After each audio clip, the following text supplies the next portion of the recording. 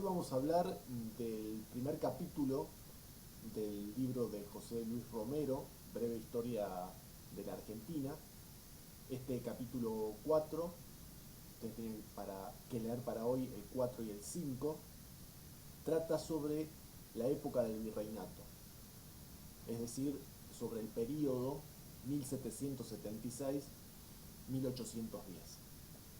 El año 1776 fue un año clave, tanto para la historia argentina como para la historia americana en general, me refiero al continente americano.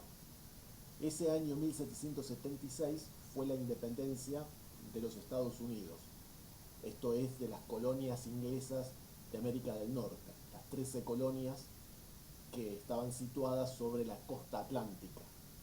Estados Unidos cuenta en la actualidad con 50 estados. Por aquel entonces contaba con 13 en el momento de su fundación. Estados Unidos fue la primera república soberana independiente del continente americano. Su revolución en 1776, su guerra de independencia contra la madre patria inglesa, marcó el inicio de una serie de revoluciones que algunos denominan atlánticas, puesto que se dieron de un lado y de otro del océano Atlántico, tanto en el continente americano como en el continente europeo. Pocos años después, en 1789, se produce la Revolución Francesa. En Francia había vigente una monarquía absoluta, el rey Luis XVI es depuesto, poco tiempo después es ejecutado, se establece una efímera república, la primera república francesa,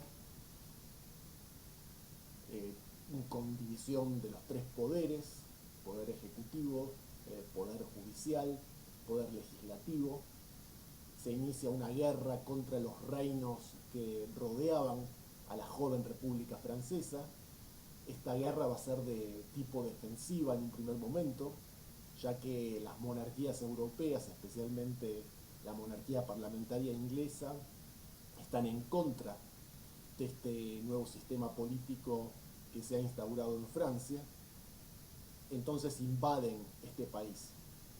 Francia rechaza las invasiones, entre ellas la invasión española, si los españoles, como monarquía absoluta, están en contra de la Revolución Francesa. Francia rechaza todas estas invasiones y luego inicia en los años subsiguientes una contraofensiva que va a llevar a esta nación, que luego se convierte en el imperio de Napoleón Bonaparte, es decir, regresa a las formas más tradicionales, monárquicas, pero combina este nuevo sistema político con Napoleón Bonaparte como emperador de Francia, las combina esta tradición con algunos elementos más renovadores, más democráticos de la Revolución Francesa. Sobre este punto vamos a volver, porque todo esto tiene incidencia directa en el continente americano. El mismo año 1776 en que los Estados Unidos de América declaran su independencia, se produce en las colonias españolas que ocupaban, digamos, la mayor parte del continente americano. España dominaba este continente desde el actual sur de los Estados Unidos hasta Tierra del Fuego, pasando por las islas caribeñas en su mayor parte. En 1776 se produce una división de tipo político, territorial, administrativa. El virreinato del Perú, que era uno de los tantos virreinatos españoles, junto al virreinato de Nueva Granada y al virreinato de Nuevo México, de Nueva España, perdón, lo que hoy es México. El virreinato del Perú se subdivide en dos virreinatos. El virreinato del Perú propiamente dicho, que conserva su nombre con capital en Lima, esto es el actual Perú junto a Ecuador, y el resto de los territorios situados más al sur, que habían pertenecido al virreinato del Perú, forman un nuevo virreinato, bajo dominio español obviamente, que pasa a denominarse Virreinato del Río de la Plata, con capital en Buenos Aires. Este virreinato estaba compuesto de los actuales territorios nacionales de Bolivia, norte de Chile, Argentina, Paraguay y Uruguay, por entonces denominada la Banda Oriental. Bolivia tenía como nombre en aquel entonces el Alto Perú. Dicho esto, Buenos Aires se convierte en capital de este virreinato y en el principal puerto de ultramar de la región. Buenos Aires había sido hasta entonces una pequeña ciudad cuyo comercio estaba controlado e incluso prohibido por España durante un periodo largo. Luego se realizó una cierta apertura sobre fines del siglo XVIII que posibilitó el desarrollo acelerado de esta ciudad muy reducida, que pasa de tener unos 10.000 habitantes a fines del siglo XVIII a unos 40.000 hacia 1810, que es el momento en que el virreinato va a colapsar. Bueno, toda esta situación de apertura comercial, de ciertas reformas, consolidan el poder colonial español en esta parte del mundo que se venía resquebrajando. Durante algunos años los españoles van a dominar con creciente fuerza esta parte de Sudamérica, pero lentamente y afín o influido este territorio y su gente, sobre todo su clase dirigente criolla, ilustrada, la gente minoritaria numéricamente que accedía a la educación, las ideas de la Revolución Francesa se infiltran fuera de Francia en territorios como los nuestros. Entonces estas cuestiones tales como la independencia, la libertad, la fraternidad, comienzan a calar hondo en los criollos, esto es, en los hijos de los españoles nacidos en suelo americano. Tal circunstancia lleva a algunos reclamos, como ser la participación política de los criollos en el gobierno de las colonias. Este gobierno estaba monopolizado por los españoles, que eran minoría en estas tierras, pero que obviamente ejercían el poder, un poder político, y el poder económico estaba controlado en buena medida por los criollos, que tenían, digamos, partícipes del latifundio, eran dueños de tierras, eran dueños o socios de casas de comercio. Hay una burguesía criolla, sobre todo de tipo comercial, que en Buenos Aires es muy fuerte, y a ese poder económico le empieza a reclamar una participación en el poder político. Esto es lo que va a ir precipitando las ansias o el proyecto de independencia con respecto a España. Cabe aclarar que por estos años la educación pública prácticamente no existe en Buenos Aires, que es de lo que la ciudad de la que más vamos a hablar ahora por su rol protagónico en el periodo histórico que estamos tratando. La mayor parte de la población es iletrada, las escuelas son escasas, controladas por la Iglesia Católica, hay algunas pequeñas escuelas particulares, privadas, no había universidad en Buenos Aires, sí la había en el Alto Perú y en la ciudad de Córdoba. Entonces el panorama es, podríamos decir, bastante complicado. Es un país materialmente atrasado que recién da sus primeros pasos en pos de un desarrollo mayor, y estamos muy lejos del país actual. Digamos, esto es una colonia que depende directamente de España y se halla en una situación marginal, pero que comienza a ser superada a partir del desarrollo, el incipiente desarrollo económico. Buenos Aires es el puerto, como les decía antes, principal del virreinato, la capital virreinal, va a crecer en poco tiempo y va a ser la que impulse el proceso revolucionario que veremos a continuación. Hay algunos hechos que precipitan, como les decía, esta situación, esta orientación, por así decirlo, hacia la independencia del futuro país, de lo que luego llamaríamos la Argentina. Hay circunstancias externas que aceleran un proceso que de todas maneras se iba a realizar inexorablemente con el correr del tiempo, pero que quizás hubiera llevado más años lograr la independencia, que quiero decir. Yo les había explicado que como resultado de la Revolución Francesa se había desatado una gran guerra en el continente europeo entre Francia y las monarquías que la circundaban. Francia, con Napoleón Bonaparte como emperador, conquista prácticamente toda Europa. En 1805, Inglaterra, que es el principal enemigo de Francia, derrota a una coalición, a una alianza de los españoles y de los franceses, en una batalla naval famosa en el sur de España, que es la batalla de Trafalgar. Durante un breve tiempo los españoles fueron aliados de los franceses. Esto, bueno, genera un vacío de poder. Los ingleses, al tener como enemigos a los españoles y a los franceses, aprovechan esta guerra para ocupar al año siguiente de Trafalgar, en el año 1806, la ciudad de Buenos Aires. Los ingleses, bueno, en realidad primero ocupan en 1805 la ciudad del Cabo, que está en Sudáfrica, que era una colonia holandesa. Los holandeses combatían del lado de los franceses y de los españoles.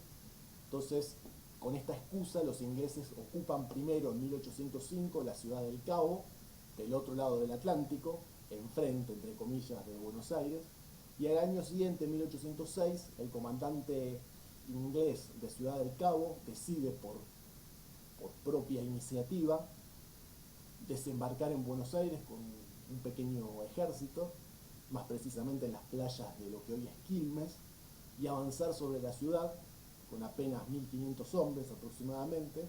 Derrota fácilmente a los milicianos criollos y españoles y se queda ocupando la ciudad de Buenos Aires durante 2 meses. Bueno, esta primera invasión inglesa va a ser abortada por un tal Santiago de Liniers, que es un militar francés a las órdenes de España, que hace comandante del ejército español en Buenos Aires. Él va a organizar desde Montevideo la contraofensiva, va a formar un ejército, va a expulsar a los ingleses y va a convertirse en virrey, elegido por el pueblo. Se realiza una suerte de golpe de estado. Liniers no era el virrey era Rafael de Sobremonte, que había tenido una actuación bastante dubitativa frente a los ingleses, se había escapado en dirección a Córdoba, había perdido el tesoro virreinal, las riquezas, lo que hoy serían el oro, la plata del Banco Central, algo así, de la época. Este tesoro es capturado por los ingleses y enviado a Londres. Los ingleses son derrotados, entonces Liniers se convierte en el nuevo virrey, lo desplaza a Sobremonte del cargo y se comienza a preparar para una segunda invasión inglesa que va a sobrevenir al año siguiente, 1807, para lo cual va a formar un ejército local compuesto por distintos batallones de voluntarios.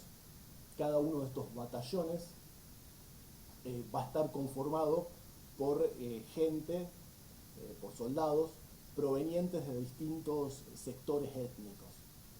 Entonces, por ejemplo, va a haber batallones españoles y va a haber batallones de gente del país. El batallón principal, el más numeroso y poderoso, va a ser el de patricios, el regimiento de patricios, que va a estar compuesto por los criollos. Los españoles van a tener sus propios grupos, sus propios cuerpos militares. Vamos a tener los cántabros, los vascos, los andaluces, cada una de las regiones de España va a estar representada por un pequeño regimiento. Pero los soldados españoles son mucho menos numerosos que los soldados criollos.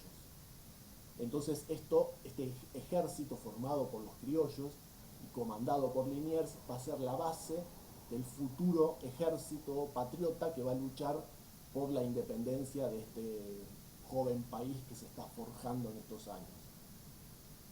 En 1807 entonces los ingleses por segunda vez consecutiva, digamos en 2 años, menos de 2 años en realidad, fines de 1806 es la primera invasión, principios de 1807 la segunda, desembarcan en Montevideo, ocupan la ciudad que luego sería la capital uruguaya, dejan allí 2.000 hombres y envían otro ejército de 10.000 cruzando el Río de la Plata e intentando capturar la ciudad de Buenos Aires. Esta resiste con una participación no solo de este ejército que se había creado en poco tiempo, sino también con el concurso de la población local. Hombres, mujeres y niños participan en la llamada resistencia contra según los invasores ingleses. Esta segunda invasión inglesa entonces también va a fracasar y Liniers va a ser confirmado en el cargo como virrey. Pero al año siguiente, en 1808, se produce otro acontecimiento en España que va a cambiar la situación. En 1808, las tropas napoleónicas invaden la península ibérica con la intención de ocupar Portugal, que es aliada de Inglaterra y por ende enemiga esta monarquía de los franceses, pasa por territorio español y, digamos, como quien no quiere la cosa, o sea, hablando mal y pronto, ocupa no solo Portugal, sino también España. El rey Fernando VII, rey español, es arrestado por Napoleón y sustituido por su hermano, por el hermano de Napoleón, que se convierte en el nuevo rey español, José I, bajo el dominio de los franceses. Es decir, que España es invadida por los franceses, se colocan a un rey francés en el trono, el reino de España va a formar parte ahora del imperio francés de Napoleón, los españoles se van a alzar en armas, es decir, que no todo el territorio español queda bajo mandato francés, y se va a iniciar una resistencia en España contra el invasor. Parte del territorio español, el que no está ocupado, va a llenarse de juntas populares, juntas de gobierno, que se van a establecer, se van a formar espontáneamente en las ciudades. Se va a establecer una suerte de federación de juntas de gobierno, cuya junta central va a estar establecida en el sur de España, en la ciudad de Sevilla. La junta central de Sevilla va a ser aquella que ocupe el rol directivo, aquella que gobierne lo que resta de España, y va a ser la que va a ordenar la sustitución del virrey Liniers por otro virrey, que va a ser Cisneros, el último virrey español. Bueno, a todo esto, en Buenos Aires se van a formar dos partidos. El partido realista, que está a favor de mantener la colonia española, pese a que el rey Fernando VII, el rey legítimo, está apresado en Francia, y otro partido, que es el que apoya a Liniers, va a bregar por la independencia. Van a ser los realistas por un lado y los patriotas por el otro. Entre los patriotas figuraban personajes tales como Mariano Moreno, Cornelio Saavedra, Manuel Belgrano y otros que son hoy considerados próceres de la independencia argentina. En 1810, en mayo de 1810, llega la noticia a Buenos Aires de que había caído la Junta Central en España. Los franceses habían ocupado por completo el territorio, los últimos patriotas españoles habían sido derrotados por los franceses, es decir, que ya no había gobierno central en España. Esto hace que el partido criollo decida asumir el poder.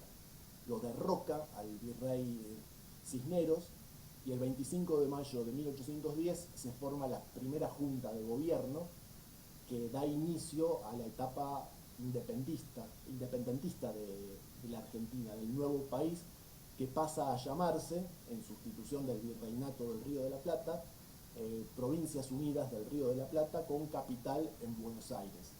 La Junta de Gobierno va a estar presidida por Cornelio Saavedra, su primer presidente, mientras que el secretario, digamos el segundo en el mando, va a ser Mariano Moreno. Bueno, hasta aquí llegamos con este primer capítulo. En la segunda parte de esta clase vamos a ver cómo sigue evolucionando este territorio entre 1810 y 1820. Me refiero a las provincias, a las nuevas provincias unidas del Río de la Plata.